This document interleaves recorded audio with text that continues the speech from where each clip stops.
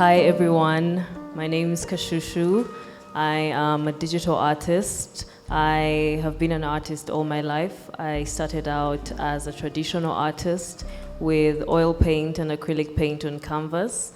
And then with time, I then became a graphic designer. I studied graphic design. And as I was doing graphic design, I realized that I could use the digital tools that one would use for graphic design to create art. And that was, I think, a mind-blowing moment for me. The fact that I could recreate the textures and colors digitally, and I could be able to use these digital tools to create my work was absolutely amazing for me. I have been in the art space for I don't know how many years now actually, but I joined in like 2020. I started out by putting my illustrations online, and then I got into a niche space called the NFT space. I don't know if we've heard of that. So I got into the NFT space before I got into the Kampala art space because I wasn't actually aware of the art space. I did not study art here in Kampala, so I didn't know of its existence, should I say. But once I got to putting my work online, I realized that there were online spaces where I could meet communities and interact with artists, and then I found my way into the art space, where I have done a few residencies here in Uganda, in Tanzania, in Nairobi. And I'm super excited to also have been part of the Njabala programming for 2024-2025. I am so excited to be here, and I can't wait for you to see my work. So my work for the Obulo Bwaffe Festival is inspired by the story of Queen Kitami, the first queen of Ankole. So I visited Igongo Culture Center in Barara during this time, and then that's when I discovered of Queen Kitami. I had never heard of her.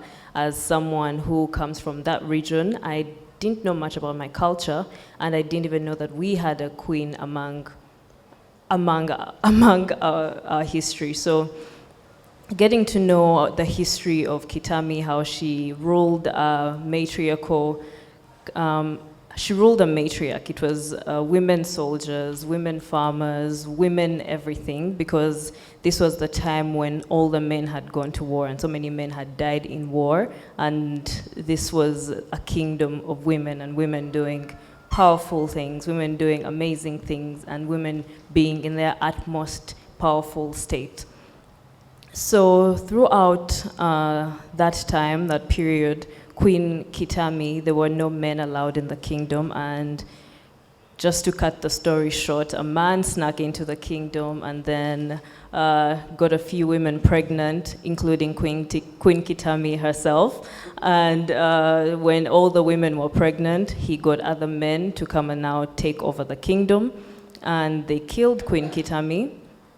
And after her death, the kingdom got barren, it started failing, and basically they drove the kingdom down to the ground.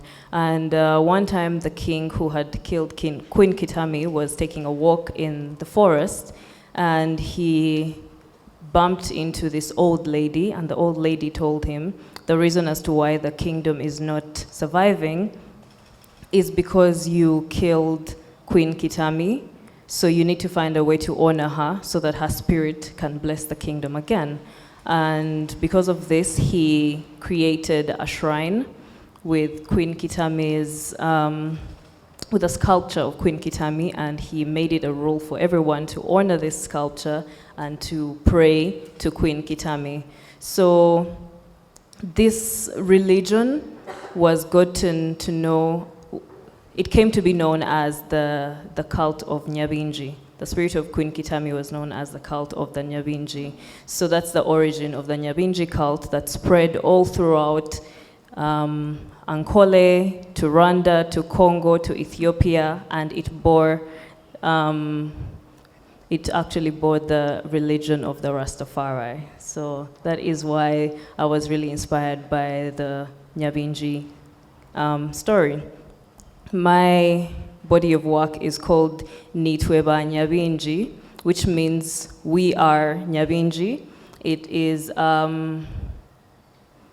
don't want to call it a call to women, but maybe that's what I should call it. It's a call to women to see the power that they have, that we have within us. The reason I say we are Nyabingyi is because Nyabingyi was a powerful woman. She was a woman who was in her utmost powerful state. And throughout my work, I want to show women in their most powerful state, whether that state is being a nurturing person, whether that state is being rested. There are different ways that we can be powerful as women. And our power has been stolen from us because we think that we are not as powerful as we are, and yet we are literally the element of creation. We are the backbone of the world, and I would love to show that. I would love women to find their power throughout my work, because we are Nyabingyi. So yeah, I do hope you enjoy seeing my work at the festival, and thank you for coming.